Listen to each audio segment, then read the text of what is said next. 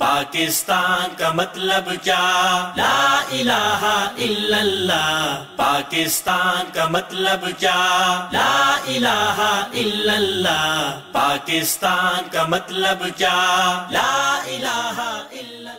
अस्सलाम वालेकुम नाज़रीन, आप देख रहे हैं प्रोग्राम पैगाम पाकिस्तान और मैं हूं आपका होस्ट आकिब रमज़ान। जबकि स्टूडियो में हमेशा की तरह हमारे साथ मौजूद हैं प्रोफेसर डॉक्टर मोहम्मद हमाद लखवी साहब, dean faculty of Islamic studies, university of the Punjab. अस्सलाम वालेकुम डॉक्टर साहब। जी वालेकुम अस्सलाम। नाज़रीन, रबीउल अव्वल के महीने का आगाज़ हो गया है और ये वही महीना है जिसमें नबी आखिरुज़्ज़मान हज़रत मोहम्मद सल्लल्लाहु अलैहि वसल्लम की विलादत बासआदत हुई थी। तो इसी महीने के हवाले से और इसी महीने से जुड़ी जो हमारे जज्बात हैं, मुसलमानों के जज्बात हैं, इसी हवाले से आज के प्रोग्राम का हम आगाज़ करेंगे।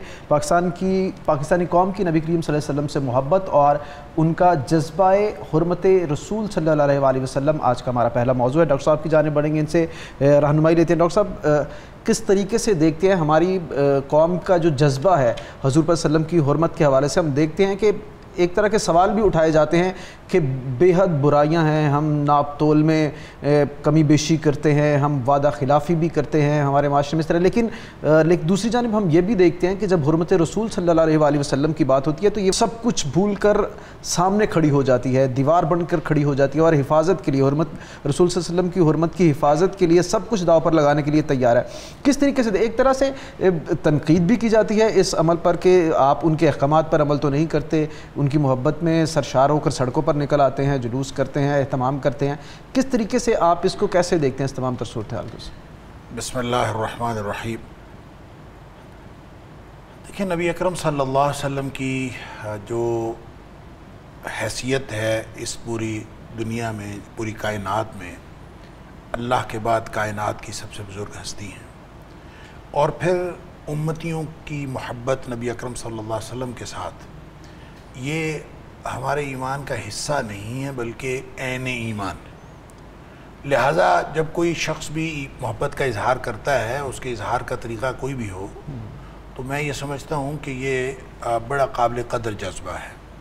और नबी अकरम सल्लल्लाहु अलैहि वसल्लम के साथ मोहब्बत ये एक ऐसा जज्बा है जिसको मुसलमानों की सारी बदआमालियों के बावजूद इनके दिलों से निकाला नहीं जा सका। और पूरी दुनिया में लोग जो आए रोज़ कोई ना कोई शरारत की जाती है, नबी पाक सल्लल्लाहु अलैहि वसल्लम के शान में गुस्ताखी की जाती है, कोई खाके बनाए जाते हैं, मुख्तलिफ़ तरह के शरारतें की जाती हैं और की जाती रही हैं नबी अकरम सल्लल्लाहु अलैहि वसल्लम की हयात तय्यबा से लेकर आज तक। तो उन सब का मकसद तो यही है कि मुसलमानों के दिल से नबी पाक सल्लल्लाहु अलैहि वसल्लम की मोहब्बत निकाल दी जाए। अब मोहम्मद करीम सल्लल्लाहु अलैहि वसल्लम के साथ जब तक लोग जुड़े रहेंगे तो बहरहाल खैर का दरवाज़ा और कोई नहीं है। खैर का दरवाज़ा यही है कि नबी करीम सल्लल्लाहु अलैहि वसल्लम के साथ जुड़ा रहा जाए। तो कोई शख्स सिर्फ नाम के एतबार से नबी पाक सल्लल्लाहु अलैहि वसल्लम से मोहब्बत का इजहार करता है, जैसे आपने कहा कि अमली तौर पर तो हम नबी करीम सल्लल्लाहु अलैहि वसल्लम के साथ कोई ताल्लुक़ नहीं रखते। तो जो लोग नाम के तौर पर भी सिर्फ नाम लेवा हैं नबी पाक सल्लल्लाहु अलैहि वसल्लम के और आप पर मर मिटने के लिए तैयार हो जाते हैं अपनी सारी बदआमालियों के बावजूद, मैं ये समझता हूँ कि इस जज्बे को बहरहाल क़द्र की निगाह से देखा जाना चाहिए। और ये अल्लाह के यहाँ भी ये जज्बा इंतहाई काबिल क़द्र है, क्योंकि नबी अकरम सल्लल्लाहु अलैहि वसल्लम अल्लाह के बाद इस कायनात की सबसे बुज़ुर्ग हस्ती हैं। अब अंदाज़ा कीजिए, ये बड़ी शानदार बात है कि हम उम्मती हैं, इससे बड़ा और क्या एजाज़ हो सकता है। लिहाजा किसी भी तरीक़े से नबी पाक सल्लल्लाहु अलैहि वसल्लम के साथ अपने ताल्लुक़ का इजहार करना ये बहुत अच्छी बात है, लेकिन ये दीन नहीं है। दीन वो है जो नबी करीम सल्लल्लाहु अलैहि वसल्लम ने सिखाया है। नबी करीम सल्लल्लाहु अलैहि वसल्लम की ज़ात की तारीफ़ कर देना, आपकी ज़ात के बारे में आपका सरापा बयान कर देना, आपकी तारीफ़ के अंदर ज़मीन व आसमान के क़लाबे मिला देना, ये दीन, ये नबी करीम सल्लल्लाहु अलैहि वसल्लम की शान तो है, आपके साथ मोहब्बत के इजहार का ज़रिया तो है, लेकिन असल दीन वो है जो नबी करीम सल्लल्लाहु अलैहि वसल्लम लेके आए। आपकी ज़ात को मानने से उम्मती नहीं बनता, उम्मती बनता है आपकी बात को मानने से। क्योंकि देखें, जितने भी कुफ़ार थे नबी करीम सल्लल्लाहु अलैहि वसल्लम की ज़ात को तो मानते थे, آپ کو صادق امین بھی مانتے تھے، آپ کو خوبصورت بھی مانتے تھے، سب سے اچھے اخلاق والا مانتے تھے، آپ کی ساری خوبیوں کو مانتے تھے، لیکن جب نبی پاک صلی اللہ علیہ وسلم ان کو یہ فرماتے تھے قولوا لا الہ الا اللہ تو وہ نہیں مانتے تھے۔ تو جو نبی پاک صلی اللہ علیہ وسلم کی بات کو نہیں مانتا گویا وہ نبی کریم صلی اللہ علیہ وسلم کے لائے ہوئے دین کو نہیں مانتا۔ جو شخص اور جو امتی ہونے کا معیار ہے وہ دین ہے۔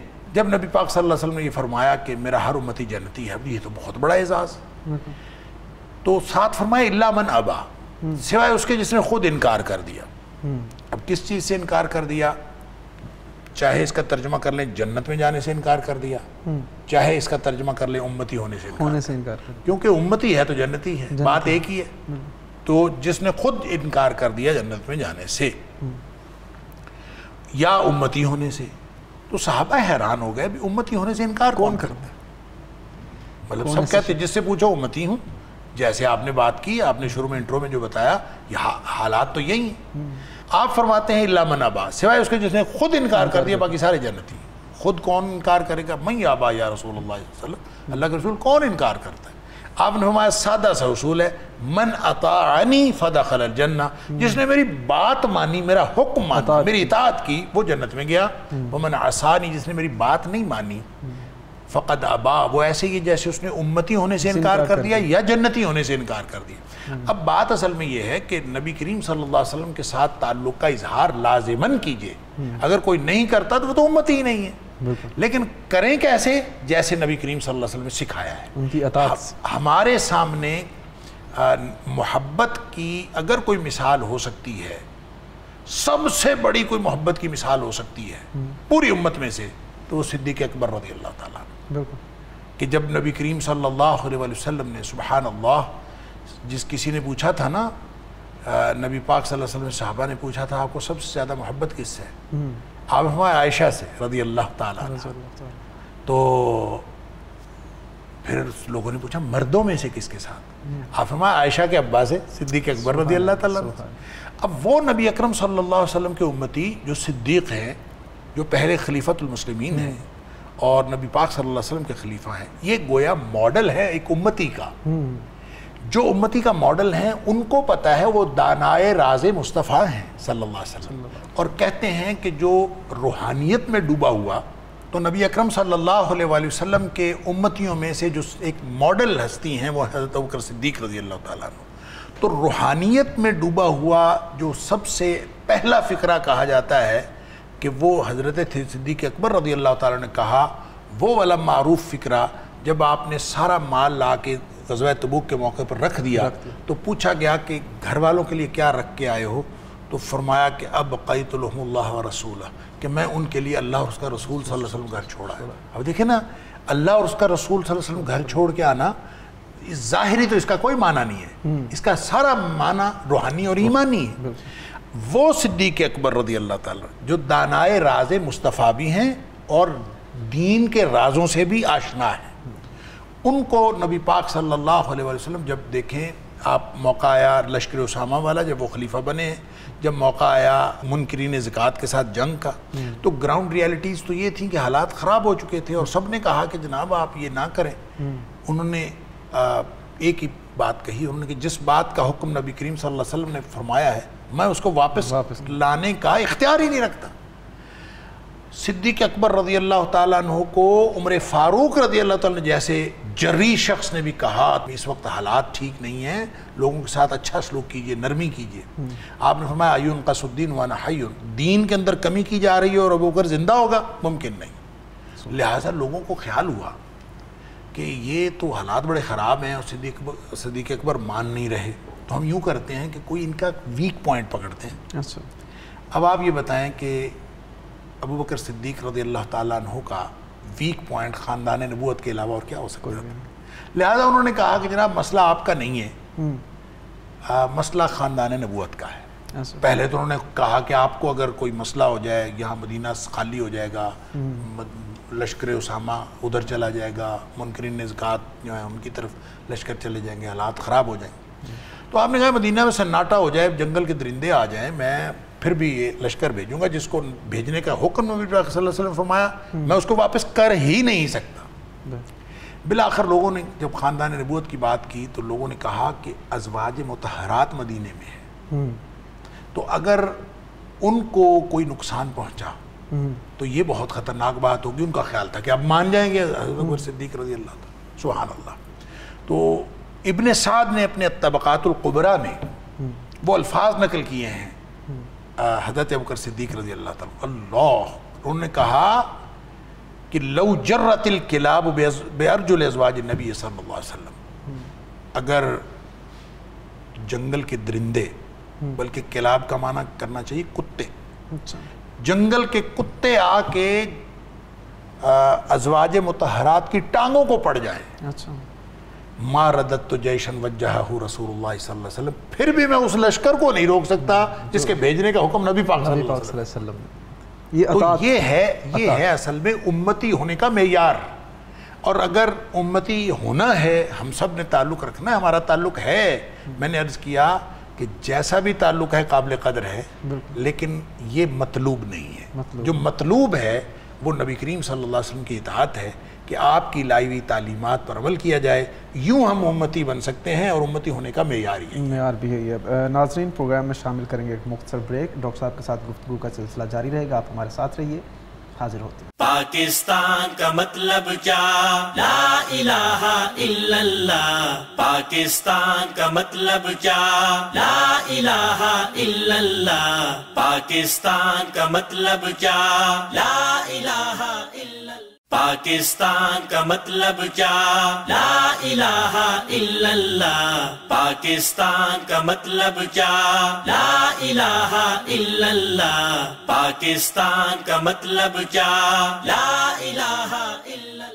ویلکم بیک ناظرین. پروگرام کے اس سیگمنٹ میں ہم بات کریں گے ایک ایسے یورپی سیاستدان کی، ہالینڈ کے سیاستدان کی، جو کہ اسلام مخالف تھا اور اسلام کے مخالف بھرپور مہم چلاتا رہا، جس نے اسلام کو جھوٹا قرار دیا، جس نے قرآن کو نعوذ باللہ زہر قرار دیا، جس کی کمپین تھی برقعوں کے خلاف ہالینڈ میں، جس کی کمپین تھی میناروں کے خلاف ہالینڈ میں، اور جو بدترین دشمن سمجھا جاتا تھا اسلام کا، مسلمانوں کا، جو کہ سرخیوں کی زینت رہا، اخبارات کی، میڈیا کی سرخیوں کی زینت رہا اپنی اسی پالیسی کی وجہ سے. مگر پھر ایسا کیا ہوا کہ اس نے اسلام قبول کر لیا. ناظرین، ہم بات کر رہے ہیں ہالینڈ کی پارٹی فریڈم پارٹی PVV کے رکن جورم وین کیلورین کی، جو کہ فریڈم پارٹی کا رکن تھا اور یہ اسلام مخالف مہم میں بھرپور کام کرتا رہا. مگر پھر یہ ہوا کہ اس نے پارٹی چھوڑنے کے بعد ایک کتاب لکھنی شروع کی. اور اس کتاب کا مقصد کیا تھا؟ اس کتاب کا مقصد تھا، اس کے اوپر جو ریسرچ کی جا رہی تھی وین کیلورین کی جانب سے، وہ یہ تھی کہ کس طریقے سے اسلام کو ختم کیا جا سکتا ہے، کیونکہ وہ سمجھتا تھا کہ ٹیررزم کے پیچھے اسلام کے جو بنیادی نظریات ہیں وہ عمل پیرا ہیں، مسلمان ٹیررزم پھیلانے کی کوشش کرتے ہیں یا یہ محرکات ہیں. اسی وجہ سے وہ ریسرچ کر رہا تھا. مگر پھر یہ ہوا کہ جو اس نے اخبار کو انٹرویو دیا، اس کے بعد وہ یہ ہوا کہ جب تحقیق کی جا رہی تھی کتاب کے حوالے سے، اسی کتاب کے حوالے سے وین کیلورین کی جانب سے، پھر اس کے سامنے ایسی چیزیں نکل کر آئیں، ایسے حقائق نکل کر آئے کہ وہ سمجھ گیا کہ اسلام کے جو نظریات ہیں وہ تو انسانیت دوست نظریات ہیں، وہ تو امن کے نظریات ہیں، مسائل کہیں پر اور ہیں. پھر جو ہے نا وین کیلورین نے اپنے انٹرویو میں بتایا کہ اصل مسئلہ جو تھا وہ تھا ان نظریات کا جس پارٹی میں وہ موجود تھا، جو اس پارٹی کے نظریات تھے، یعنی کہ PVV کے جو نظریات ہیں، جس میں بتایا جا رہا تھا کہ اگر کچھ بھی غلط ہوتا ہے اسے کسی نہ کسی طریقے سے اسلام سے جوڑا جانا ہے. پھر اگر بات کی جائے کہ سورسز کی، وہ سورسز کون سے ہیں جہاں سے یہ تمام تر انفارمیشن، معلومات نکل کر آ رہی تھی، پھر وین کیلورین بتاتے ہیں کہ یہ سورسز سارے مستشرقین کے ہیں، یعنی کہ ایسے ماہرین، مشرقی تہذیب کے ایسے ماہرین جو کہ بیسیکلی مغرب سے ہیں، مگر ماہرین ہیں وہ مشرقی تہذیب کے، ان لوگوں کے جو سورسز ہیں، ان لوگوں کی جو معلومات ہیں، ان سے حاصل کردہ معلومات کے مطابق اسلام میں جو مسائل ہیں وہ ہیں. اب پھر ریسنٹلی انہوں نے ایک کتاب لکھی ہے جس کا ٹائٹل ہے apostate from Christianity to Islam in times of secular terror, یعنی کہ اگر اس کا اردو ترجمہ کیا جائے تو یہ ہے کہ ایک جو سیکولر دہشت گردی ہے اس کے دور میں عیسائیت سے اسلام تک کا سفر جو ہے وہ اپنا بیان کیا ہے وین کیلورین نے۔ اگر اس پارٹی کی بات کی جائے تو یہ پارٹی ہے جو کہ اسلام مخالف ہے، مگر اور دلچسپ بات یہ ہے کہ اسی پارٹی کے ایک اور رکن ہے جو ان سے پہلے بھی اسلام قبول کر چکے ہیں، وہ ہے ارنولڈ وین ڈیر وین، اور ان کی جانب سے پھر اپنے جو انہوں نے ٹویٹر پیغام میں انہیں مبارکباد دی وین کیلورین کو، اور کہا کہ میں یقین نہیں کر سکتا تھا کہ ایسی پارٹی جو اسلام مخالف ہے وہی بیسیکلی آماج گاہ بن جائے گی نئے مسلمانوں کے لیے۔ یہ تمام تر صورتحال ہے، اسی پر ڈاکٹر صاحب کی جانب رجوع کریں گے۔ ڈاکٹر صاحب کیسے دیکھتے ہیں یہ صورتحال؟ مطلب بڑی چونکا دینے والی بات ہے کہ ایک شخص کی زندگی کا تمام تر جو مقصد رہا، جو کوششیں رہیں، کاوشیں رہیں، ایک اسلام کے مخالف رہیں، اسے ختم کر دینے کے متعلق تحقیق کی جا رہی تھی کہ پھر اس پر کون سے ایسے راز آشکار ہوئے، کس طریقے سے یہ معاملہ چلا ہوگا کہ وہ اس نے اسلام قبول کیا ہے؟ دیکھیں جی، اس معاملے کے 3 پہلو ہیں۔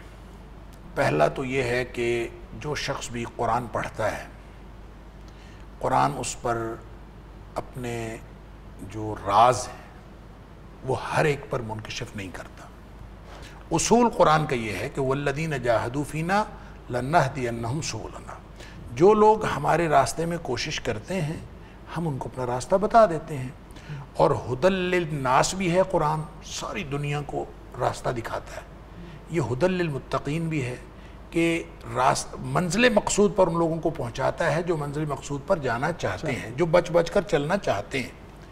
اب یہ ایکسیپشنز آر آلویز دیئر، کچھ لوگ ایسے ہوتے ہیں جن کے اوپر اللہ کی رحمت ہوتی ہے، اور وہ لوگ بھلے قرآن کو دشمنی کے لیے پڑھ رہے ہوں، اور اس طرح کی بہت ساری کہانیاں ہیں اور تاریخ میں بہت سارے واقعات ہیں کہ لوگوں نے قرآن کو دشمنی کے لیے پڑھا، سازش کے لیے پڑھا، اور لیکن جب پڑھا تو ان کو اللہ تعالیٰ نے ان کے اوپر ان کا شرح صدر کر دیا، سینہ کھول دیا، اور ان کو ایمان کی دولت نصیب ہوئی۔ اس کی وجہ یہ ہے کہ قرآن حق ہے، اور جو حق ہوتا ہے وہ آپ اپنا ثبوت ہوتا ہے، اس کو ثابت کرنے کے لیے کسی خارجی دلیل کی ضرورت نہیں ہوتی۔ اسی طرح نبی اکرم صلی اللہ علیہ وسلم کی ذات اقدس بھی حق ہے، اور اس کا مطلب یہ ہے کہ جب آپ قرآن کو ثابت کرنا چاہتے ہیں کہ قرآن سچا ہے، تو جس شخص کو ثابت کرنا چاہتے ہیں اس شخص کو قرآن پڑھنے کے لیے دے دیں، اور جس شخص کے اوپر اور اس کے علاوہ اور دلائل کی ضرورت نہیں ہے، اور جس کو آپ نبی پاک صلی اللہ علیہ وسلم کی ذات اقدس کے بارے میں دلائل دینا چاہتے ہیں ان کو سیرت پڑھنے کے لیے دے دیں، اس کے علاوہ کوئی ضرورت نہیں ہے، یہ خود اپنا آپ ان کے اوپر ثبوت پیش کر دیں گے، کیونکہ حق ہوتا ہی وہ ہے۔ اور قرآن کہتا ہے فَمَاذَا بَعْدَ الْحَقِّ إِلَّا الضَّلَالُ، حق کے بعد پھر ساری گمراہی رہ جاتی ہے، اور قرآن حق ہے اور نبی پاک صلی اللہ علیہ وسلم کی ذات اقدس حق ہے، اور جو چیز ان کے ساتھ جڑی ہے وہ حق ہے، اور جو ان کے ساتھ نہیں جڑی وہ حق نہیں ہے۔ لہٰذا جن کو حق پڑھنے کو ملا، بھلے دشمنی کے لیے پڑھنے کو ملا، جب ان کو حق پڑھنے کو مل گیا تو قرآن نے اپنے ثبوت ان کو دے دیے، اور ان کو ہدایت کا رستہ مل گیا۔ اور یہ کہانی ایک نہیں، کئی کہانیاں اور بہت سارے ایمان افروز داستانیں موجود ہیں۔ لہٰذا مسلمانوں کو یہ چاہیے کہ جو شخص دشمنی کرتا ہے اس کو قرآن پڑھنے کے لیے دے دے۔ وہ عربی کا ایک مقولہ ہے الناس اعداء لما جہلوا، لوگ اس کے دشمن ہوتے ہیں جس سے ناواقف ہوتے ہیں، آپ ان کو قرآن سے واقف تو کر دیں، آپ ان کو جو نبی پاک صلی اللہ علیہ وسلم کی دشمنی کرتا ہے اس کو سیرت پڑھنے کے لیے دیں، اس سے اس کا واقف تو کر دیں، انشاءاللہ اگر اس کی قسمت میں مقدر میں ایمان لکھا ہوگا تو اس کو مل جائے گا۔ ایک پہلو تو اس کا یہ ہے۔ دوسرا پہلو اس کا یہ ہے کہ جو مستشرقین نے جو سورس آف نالج کے طور پر لوگوں کو علم فراہم کیا ہے، اگر اس کو ہم تاریخ میں جوڑیں کسی تاریخی واقعے کے ساتھ تو وہ صلیبی جنگیں ہیں، کہ صلیبی جنگوں کے بعد وہ جو دشمنی تھی اس کرسچینٹی کی، جو مشرقی عیسائیت بھی تھی اور مغربی عیسائیت بھی تھی، وہ جڑ گئی اسلام کے خلاف۔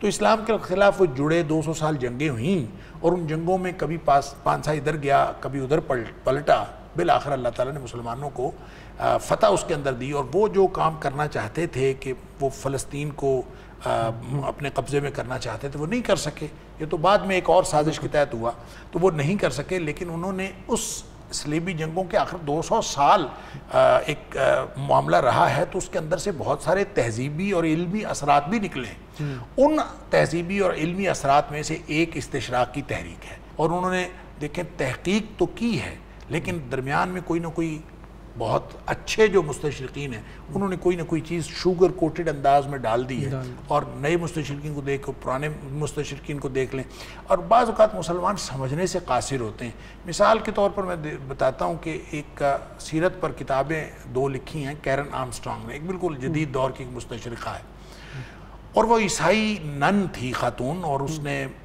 پی ایچ ڈی کا تھیسس بھی اس کا ریجیکٹ ہوا اور وہ پی ایچ ڈی نہیں کر سکی، اور اس نے پھر اس کے اوپر اسلام کے اوپر لکھنا شروع کر دیا اور بہت معروف ہوئی، اور یہ تک کہا گیا کہ اسلام کی طرف سے مدافعت کرنے والی جو سب سے زیادہ انگلش کے اندر لٹریچر ہے وہ کیرن آرمسٹرانگ کا ہے۔ حالانکہ بہت ساری باتیں ایسی ہیں لیکن حقیقت میں ایسی نہیں ہیں۔ مثال کے طور پر اس نے 2 کتابیں سیرت پہ لکھی، اور بہت سارے مسلمان بھی اس کو پڑھ کے اسلام کی مخلصہ سمجھتے ہیں۔ دیکھیں اب سادہ سی بات ہے کہ طالب علمانہ کہ اگر آپ اسلام کے لیے اتنے مخلص ہیں تو آپ مسلمان کیوں نہیں ہو جاتے؟ اسلام کیوں نہیں قبول کرتے؟ لہٰذا وہ مستشرقین نے جو انفارمیشن دی ہوئی ہیں اس کے اندر کوئی نہ کوئی ایسا زہر موجود ہے کہ انہوں نے اس زہر کو کبھی شوگر کوٹڈ انداز میں اوپر میٹھا لگا کے پیش کیا ہے اور کبھی کلیئر کٹ پیش کیا۔ یہ جو آپ نے بتایا کہ وین کیلورین نے یہ بات کہی ہے کہ مستشرقین جو ہیں وہ صرف اور صرف اسلام کے خلاف مواد فراہم کرتے ہیں، اور یہ بالکل ٹھیک بات ہے۔ جو بھی کوئی عدل پر مبنی نقطہ نظر رکھے گی تو ان کے اندر سے ہے نا، یہ تو ان کو جانتا ہے، لہٰذا اس کو جب اسلام کی دولت ملی ہے تو اس کے اوپر پورے حقائق آشکار ہوئے تو ان کو سمجھ آئی کہ ہم کیا کر رہے ہیں اور مستشرقین کیا کر رہے ہیں۔ اب کیرن آرمسٹرانگ نے 2 کتابیں مثال کے طور پر یہ سیرت کے اوپر لکھی، ایک تو 1996 میں نبی پاک صلی اللہ علیہ وسلم پر لکھی ایک کتاب، ظاہر ہے بندہ چلیں کہہ دیتا ہے کہ ایک ٹاپک کور کرنے کے لیے، کیونکہ سیرت کے اوپر بہت سارے لوگوں نے لکھا ہے تو ٹاپک کے کور کرنے کے لیے اس نے لکھ دیا ہوگا، لیکن اس نے 2006 میں ایک اور کتاب دوبارہ لکھا، محمد the prophet of our times صلی اللہ علیہ وسلم، اور اس میں وہ کنکلوڈ یہ کرتی ہے کہ آج کے دور میں نبی کریم صلی اللہ علیہ وسلم صرف پرانے دور کے آدمی نہیں ہیں بلکہ جدید ترین دور میں بھی ان کا اسوہ قابل عمل ہے۔ اب یہ اس کی پازیٹیو ڈائمنشن ہے، اگر ہم اس کو پازیٹیولی دیکھیں تو ایسے ہی لگتا ہے کہ جناب واقعی یہ تو بڑی بات ہے۔ حقیقت میں وہ اس میں مسلمانوں کو یہ سکھانا چاہتی ہے کہ مسلمان جو ہیں وہ مغرب کو امیٹیٹ کرنے کے لیے، مغرب کی نقالی کرنے کے لیے قطعاً جھجک محسوس نہ کریں، کیونکہ ان کے نبی اکرم صلی اللہ علیہ وسلم جو ہیں وہ جدید دور کے بھی رسول ہیں اور ہر دور کے کلچر کے اندر مرج کر جانے کی اس کے اندر صلاحیت موجود ہے۔ اب دیکھیں اس کی جو پازیٹیو ڈائمنشن ہے، نو ڈاؤٹ کہ اسلام کے اندر یہ گنجائش موجود ہے اور نبی پاک صلی اللہ علیہ وسلم کی سنت کے اندر موجود ہے، یہ ہر دور کے لیے اور ہر زمانے کے لیے یہ بات تو ٹھیک ہے، بالکل ٹھیک، لیکن جب وہ اس میں سے نتیجہ اپنی مرضی کا نکالتی ہے کہ جناب اس کو کر لینا چاہیے، تو یہ دوسرا پہلو میں سمجھتا ہوں انتہائی خطرناک ہے۔ تیسری بات جو تیسرا پہلو میں سمجھتا ہوں کہ اس میں آنا چاہیے وہ ہے اسلاموفوبیا۔ یہ جتنی بات وین کیلورین کی تحقیق نے بتائی ہے وہ یہ کہ مغرب سوائے اس کے کہ وہ اسلام سے خوف زدہ ہو کے مسلمانوں کے اوپر الزام لگاتا جا رہا ہے، کوئی اس کی اور کوئی یعنی ڈائمنشن وہ ڈسکس ہی نہیں کرتے، کسی اور مطلب کسی نے کوئی بھی واقعہ ہو گیا تو مسلمانوں کے اوپر لگا دیا اسلام کے ساتھ۔ دیکھیں یہ ان کی بہت پرانی بات ہے، اس میں مسلمانوں کا طرز عمل داخل نہیں ہے۔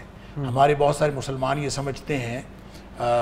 ڈاکٹر صاحب اسی پر گفتگو کا سلسلہ جاری رہے گا، مجھے یہاں پر شامل کرنی ہے ایک بریک۔ ناظرین we will be right back, stay with us۔ Pakistan کا مطلب کیا؟ لا الہ الا اللہ۔ پاکستان کا مطلب کیا؟ لا الہ الا اللہ۔ پاکستان کا مطلب کیا؟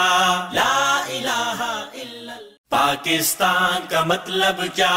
لا الہ الا اللہ۔ پاکستان کا مطلب کیا؟ لا الہ الا اللہ۔ پاکستان کا مطلب کیا؟ لا الہ الا اللہ۔ ویلکم بیک ناظرین، بات ہو رہی ہے ہالینڈ کے پولیٹیشین سیاستدان جورن وین کیلورین کے حوالے سے، کس طریقے سے انہوں نے اسلام قبول کیا۔ پہلے سیگمنٹ میں آپ نے یہ جانا، اور اب ان کی کاوشیں کیا ہیں، کس طریقے سے وہ کوشش کر رہے ہیں کہ اسلام مخالف بیانیے پر جو سیاست کی جا رہی ہے یورپ میں اس سے ہٹا جائے۔ اگر ٹیررزم کا مسئلہ ہے، مسائل کا مسئلہ ہے، تو کیلورین کی جانب سے کہا جا رہا ہے کہ آپ اپنے امیگریشن کے جو رول ہیں اس کو ریوزٹ کریں، انہیں دوبارہ سے دیکھیں، نہ کہ ہر چیز کو اسلام کے ساتھ، ہر غلط چیز کو اسلام کے ساتھ جوڑ دیا جائے، اسلاموفوبیا کو ہوا نہ دی جائے۔ ڈاکٹر صاحب کی جانب ایک مرتبہ پھر رجوع کریں گے. سر کس طریقے سے دیکھتے ہیں, اور آپ گفتگو بھی کر رہے تھے تیسرے پہلو کے حوالے سے کہ اس تمام تر صورتحال کا جو تیسرا پہلو ہے اسلاموفوبیا کا حوالے سے. وہ ہے اسلاموفوبیا. اسلاموفوبیا کے بارے میں جو میں بات عرض کر رہا تھا وہ یہ کہ بہت سارے مسلمان, بھولے مسلمان میں یہ کہوں گا, وہ یہ سمجھتے ہیں کہ مسلمانوں کے کسی طرز عمل کی وجہ سے جو مغربی اقوام ہیں وہ اسلاموفوبیا میں ملوث ہو چکی ہیں یا مبتلا ہو چکی ہیں, اور اس میں مسلمانوں کی غلطیاں شامل ہیں. اچھا, یہ ایک اتنا بڑا ایک دھوکہ ہے جو مسلمانوں کو ہوا ہو یا غیر مسلموں کو ہوا ہو, کہ غیر مسلم تو سازش کر رہے ہیں, اور یہ کسی بھی دور میں جو اسلاموفوبیا میں لوگ مبتلا ہوئے ہیں اس کی وجہ مسلمان کبھی نہیں رہے. یہ صرف اور صرف ان کا اپنا خوف ہے, اندر کا خوف, اور اس کے اندر ایک بہت سارے ریفرنسز دیے جا سکتے ہیں. میں صرف ایک آدھ بات کرتا ہوں, اسی موقع نہیں ہے, کہ مثال کے طور پر عبداللہ کویلیم, یہ پہلا شخص تھا, اس کا نام تھا ولیم ہنری کویلیم. یہ یورپ کا پہلا گورا تھا جو مسلمان ہوا ہے, یو کے میں تھا. اب اس شخص کو انہوں نے یو کے میں رہنے نہیں دیا. اس نے بلیک پول کے اندر اپنا بنایا تھا, انگلینڈ کے شہر کے اندر اپنا ایک سینٹر بنایا تھا, اور انہوں نے اس کو رہنے نہیں دیا وہاں. اب آپ بتائیں کہ آج کے دور میں تو کہا جا سکتا ہے کہ جناب کسی کا مسئلہ ہوگا, کسی نے مسلمانوں کی حرکتوں کی وجہ سے, تو اس بیچارے کا کیا مسئلہ تھا؟ مسئلہ اسلام کے خلاف. اور یہ جو ولیم ہنری کویلیم ہے, جو بعد میں اس کا مسلم نام تھا عبداللہ کویلیم, یہ عبداللہ کویلیم بیچارہ, اس کو بالآخر جلا وطن ہونا پڑا, اور اس نے باقی کی زندگی ترکی میں گزاری. تو یہ پھر واپس جب لندن آیا بھی ہے تو اس نے بقیہ زندگی اپنی گمنامی کی حالت میں گزاری, اور کسی کو پتہ نہیں چلنے دیا کہ میں یہاں ہوں, اور کسی کو اس کی قبر کا نہیں پتہ کہ کہاں پہ. اور لوگ جو ہے, اندازہ کیجئے کہ وہ جو شخص تھا اس نے کیا ان کا کوئی ایسی حرکت کی تھی جس سے ان کو خوف تھا. لہٰذا آج جو یہ وین کیلورین کی جو تحقیق ہے, اس نے تو یہ بات ثابت کر دی ہے کہ جتنے آج تک الزامات مسلمانوں کے اوپر لگائے جاتے ہیں اور اس کو اسلاموفوبیا کی وجہ قرار دیا جاتا ہے, وہ ساری کی ساری غلط. اور میں سمجھتا ہوں شاندار کتاب کا ٹائٹل انہوں نے دیا کہ جناب فرام کرسچینٹی, جو سب ٹائٹل ہے اس کا, apostate from Christianity to Islam in the time of secular terror.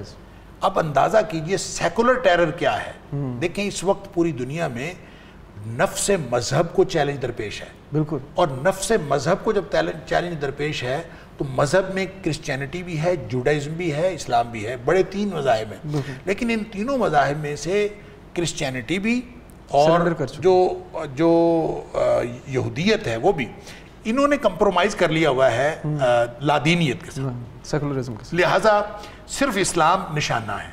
اس لیے بڑا شاندار ٹائٹل ہے کہ in the time of secular terrorism, secular terror, کہ دیکھیں یہ پوری دنیا میں انہوں نے ایک لادینیت کا ایک ٹیرر, اصل دہشت گردی جو ہے وہ لادینیت کی دہشت گردی ہے. تو اللہ تعالیٰ اس کو, وین کیلورین کو, میں سمجھتا ہوں اس کے ایمان کو سلامت رکھے, اور اس نے جو حقائق دنیا کے سامنے رکھے ہیں, میں یہ سمجھتا ہوں کہ مسلمانوں کے جو قدیم اور جدید بیانیے کی یہ تائید ہوتی ہے, جو ان کے اندر سے ایک خبر آئی ہے, تو وہ الحمدللہ تینوں پہلوؤں سے مسلمانوں کے بیانیے کی تائید ہوتی ہے. ڈاکٹر صاحب, آپ نے بہت خوبصورتی سے اس کے ٹائٹل کے اوپر روشنی ڈالی ہے.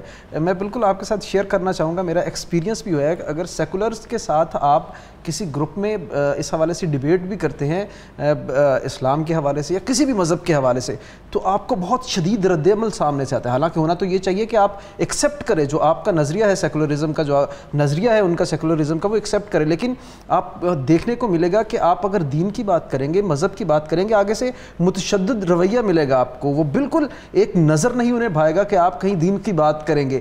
تو حالانکہ ٹیررزم کو اسلام کے ساتھ جوڑا جا رہا ہے, لیکن بظاہر اگر کوئی بھی اس کو ایکسپیرینس کرے ذرا بھی, تو وہ بہت زیادہ متشدد ہیں. وہاں پر دہشت نظر آتی ہے باقاعدہ طور پر. کس طریقے سے دیکھتے ہیں کہ ہمیں ریوزٹ کرنے کی ضرورت ہے اس چیز کو کہ جو دہشت گردی ہے بیسیکلی وہ کس طریقے سے اسلام کے ساتھ نہیں جڑی ہوئی. دیکھیں دہشت گردی جو ہے نا, ٹیررزم, اس کا تو کوئی دین نہیں ہے. بالکل ایسا. اور وہ چاہے کوئی مذہبی ہو چاہے کوئی غیر مذہبی ہو, دہشت گردی تو دہشت گردی ہے.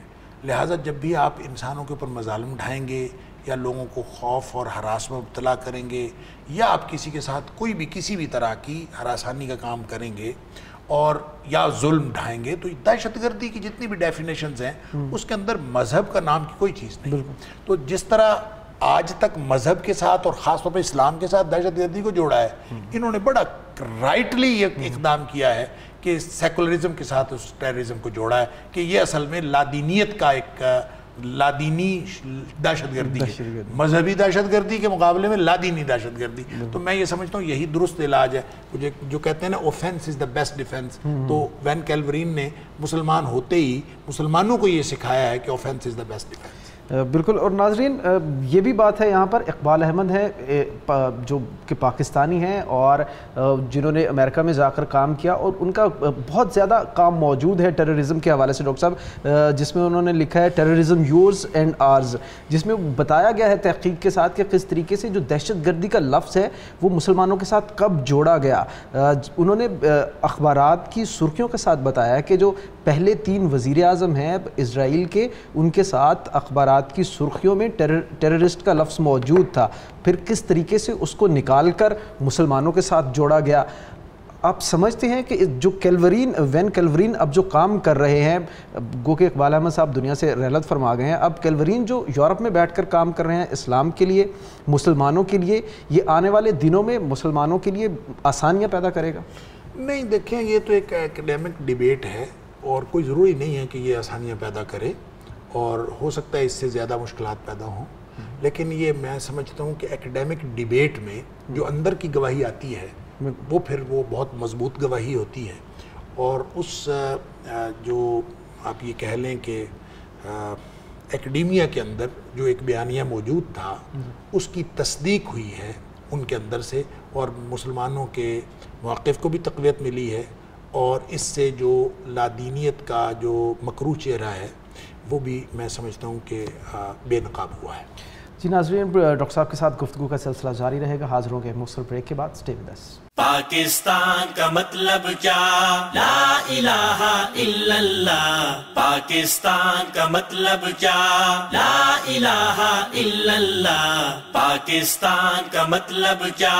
لا الہ الا اللہ. پاکستان کا مطلب کیا؟ لا الہ الا اللہ. پاکستان کا مطلب کیا؟ لا الہ الا اللہ. پاکستان کا مطلب کیا؟ لا الہ الا اللہ. ویلکم بیک ناظرین. پروگرام کے آخری حصے میں ہم خراج عقیدت پیش کریں گے اپنی پاک فوج کے افسران اور جوانوں کے, جو کہ ہماری دھرتی کی حفاظت کے لیے اپنی جانیں قربان کر رہے ہیں. اسی ہفتے میں 2 واقعات پیش ہوئے ہیں, بلکہ اسی ہفتے کے آغاز میں 26 ستمبر کو یہ 2 واقعات پیش آئے, جہاں پر ایک واقعے میں بلوچستان میں پاکستان فوج کا ایک ہیلی کاپٹر گر کر تباہ ہوا, جس میں 2 میجر سمیت 6 اہلکار شہید ہوئے. جبکہ دوسرا واقعہ پیش آیا ہے جنوبی وزیرستان کے علاقے میں, جہاں پر دہشت گردوں کے ساتھ جھڑپ میں پاک فوج کے 2 اہلکاروں نے جام شہادت نوش کیا ہے. اور ہمارے یہ جوان ہماری زمین کے لیے, وطن عزیز کی حفاظت کے لیے ہمیشہ اپنی جانوں کا نذرانہ پیش کرتے رہتے ہیں. ڈاکٹر صاحب کی جانب رجوع کریں گے. ڈاکٹر صاحب, کس طریقے سے دیکھتے ہیں آپ یہ جو شجاعت کی داستانیں رقم کی جاتی ہیں, کس طریقے سے وطن کے اوپر نثار ہوتے ہیں ماؤں کے بیٹے, بہنوں کے بھائی, ہمارے جوان جو دھرتی کی حفاظت کر رہے ہیں؟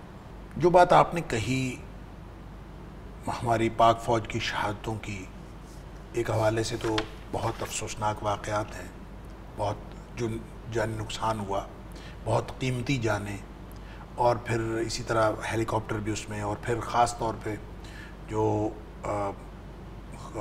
کچھ قوتیں جو وطن کے خلاف لڑ رہی ہیں ان کے خلاف لڑتے ہوئے ایک جھڑپ میں جام شہادت نوش کیا.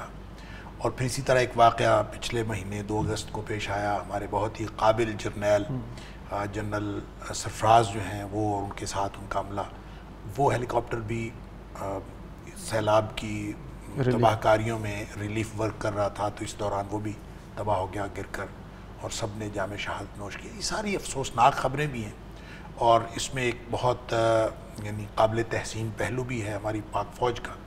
اور جہاں جو پہلو آپ نے ذکر کیا, میں آگے بات بڑھانے سے پہلے اس کو واضح کرتا چلوں کہ یہ وطن کے لیے نذرانے پیش کر رہے ہیں. یہ ایک ہمارے ہاں چونکہ ایک نقطہ نظر موجود ہے کہ جس میں اقبال کا وہ جو ریفرنس بھی دیا جاتا ہے کہ اس نے کہا تھا کہ ان تازہ خداؤں میں بڑا سب سے وطن ہے, جو پیرہن اس کا ہے وہ مذہب کا کفن ہے. تو اس کو ریفر کر کے بھی لوگ یہ سمجھتے ہیں کہ وطنیت جو ہے اور نیشنلزم جو ہے اس کے اوپر جانے دینا یہ کوئی شہادت نہیں ہوتی یا کوئی اس طرح نہیں ہوتا، اس طرح سے بہت سارے شکوک و شبہات پیدا کیے جاتے ہیں۔ تو میں یہ عرض کروں کہ اس موقع پر چونکہ آپ نے یہ ذکر کیا، یہ فقرہ بولا، تو مجھے یہ کھٹکا اور ہمیں اپنے لیے بھی اور اپنے جو ناظرین ہیں ان کے لیے بھی ایک بات میں سمجھتا ہوں کہ بہت زیادہ واضح کرنے کی ضرورت ہے کہ دیکھیں ملک اور یہ پوری دنیا میں جو ملک بنے ہیں، یہ جو جغرافی تقسیمیں ہوئی ہیں، نیشن سٹیٹ ہے، نو ڈاؤٹ کہ یہ قومی ریاستیں ہیں، اور قومی ریاستوں میں ہر قومی ریاست کو ایک ہی نظر سے دیکھنا درست نہیں ہے۔ ہر قومی ریاست کسی نہ کسی نظریے کی بنیاد پر بنی ہے۔ جس دور میں دنیا ساری نظریات سے پیچھے ہٹ رہی تھی، اور ابھی ہم نے سیکولرزم کی بات کی، یعنی لوگ مذہب اور نظریے سے پیچھے ہٹ رہے تھے، یہ پاکستان وہ ملک ہے کہ یہ نظریے کی بنیاد پر حاصل کیا گیا ہے، اور نظریہ بھی اسلام کا، پاکستان کا مطلب کیا، لا الہ الا اللہ، اس بنیاد پر حاصل کیا گیا۔ اور پھر اس کے آئین کے اندر بہت واضح طور پر لکھا ہوا ہے کہ کتاب و سنت اس کا سپریم لا ہوگا۔ اب ایسا ملک کہ اس ماحول میں جب لوگ نظریات سے پیچھے ہٹ رہے ہیں اور یہ نظریے کی بنیاد پر وجود پذیر ہو رہا ہے، تو یہ اللہ کی طرف سے معجزہ نہیں تو اور کیا ہے۔ جب ہم اس ملک کی، اس نیشن سٹیٹ کی، اس قومی ریاست کی جغرافیائی سرحدوں کی بات کرتے ہیں، تو اس جغرافیائی سرحدوں کے اندر وہ نظریہ جو مدینے کی ریاست کا نظریہ تھا، جو لا الہ الا اللہ کا نظریہ ہے، جو کتاب و سنت کا نظریہ ہے، وہ اس کی جغرافیائی سرحدوں کے اندر گدا ہوا ہے۔